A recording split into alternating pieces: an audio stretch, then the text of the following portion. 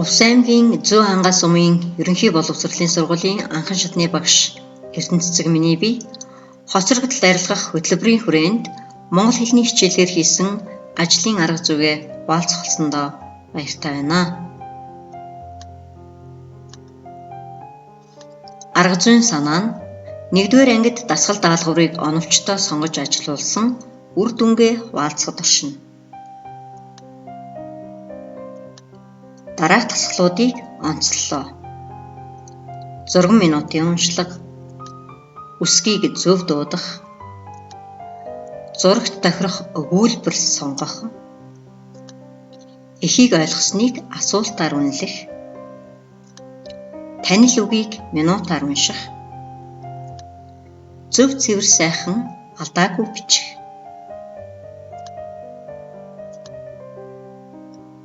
Бэлтгэл хөтөлбөрийн үед 6 минутын уншлагыг сурагчдаар нэлээд хийлгэлээ.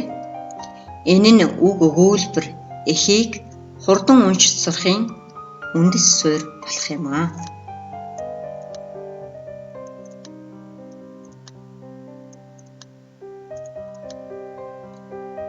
Үсгийг зөв дуудах. Зөв уншиж сурах нь хурдан унших, ойлгож унших, цаашлаад уран уншиж сурахын эхлэл гэлээ.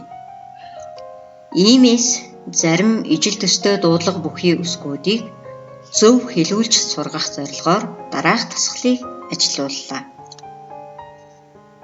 Жишээ нь багш шинэ жилээр туулайн цэг хийв.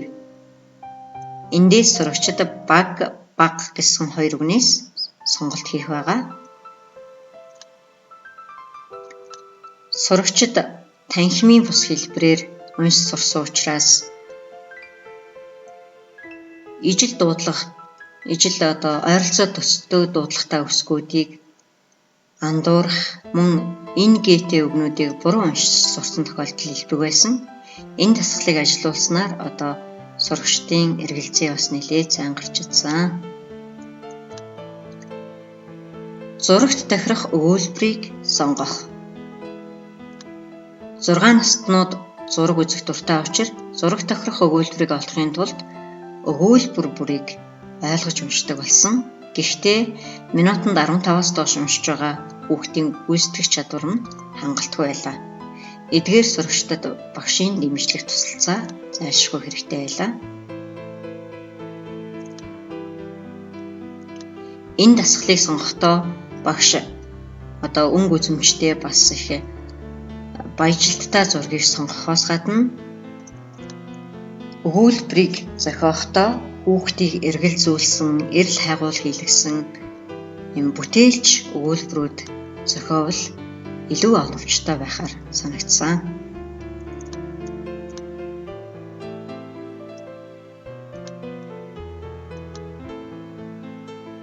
Эхийг уншаад ойлгосныг асуултаар үнэлэх. Уншсан зүйлийнхээ утгыг ойлгох ёстой ухамсарлсан 3-аас 4 өгүүлбэр бүхий хялбар их нь унших гэдэг нь хэцүү биш, амархан юм гэсэн итгэл төрүүлж өөртөө итгэлтэй болгосон. Сурагчид асуултад зөв хариулахын тулд давтан уншиж болохыг хэлүүлэлтгүйгээр ухамсарлаж байсан.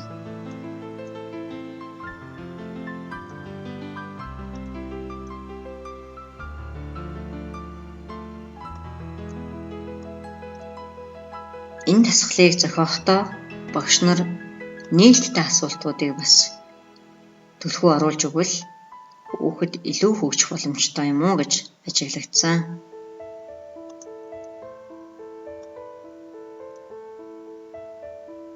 Танил үгийг минутаар уншуулах. 2-р 7 хоногоос өдөр бүр минутын уншлагыг хийлгэсэн.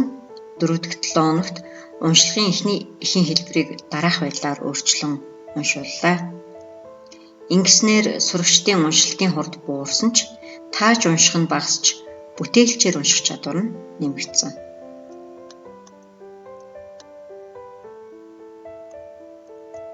Эдгээр эхүүд нь утгын үг нь үг хооронд утгын холбоог учраас хүүхдэд уншихтаа ихэнх үед их дургүй байсан ч гэсэн сүүлдээ бол сурч байлаа.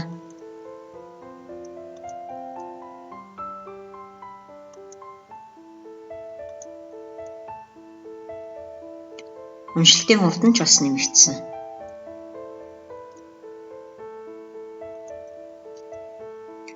Хурдан уншиж үйлдэлийг гүйцэтгэх.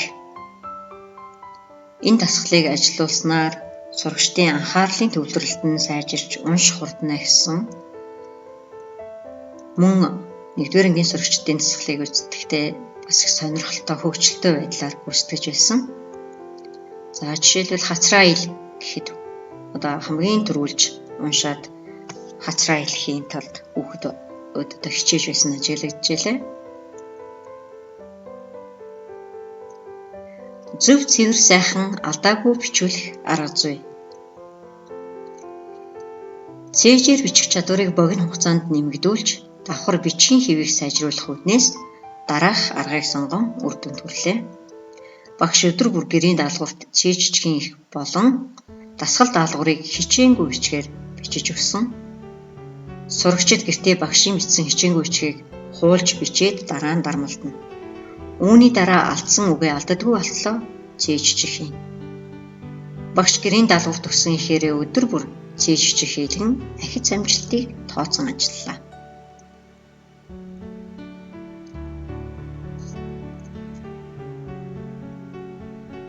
Олон удаа хийлгээд ирэхээр хүүхдүүд гэрийн даалгавраа маш сайн чанартай хийж багшийн бичүүлсэн цээжчихийг алдахгүй төлөв хичээж байсан.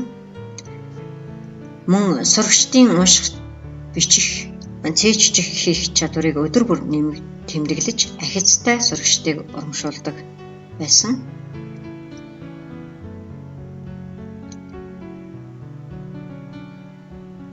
Энэ үйл ажиллагаанд эцэгхийн дэмжлэг тусалцаа маш их байсан.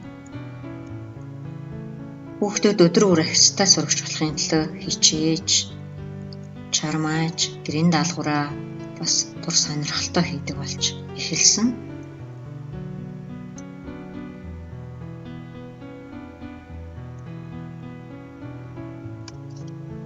Энэхүү сайхан номоор 4-7 хоногийн турш бяцхан шавнартайгаа аялсан аяллаа та бүхэнтэйгээ хуваалцлаа.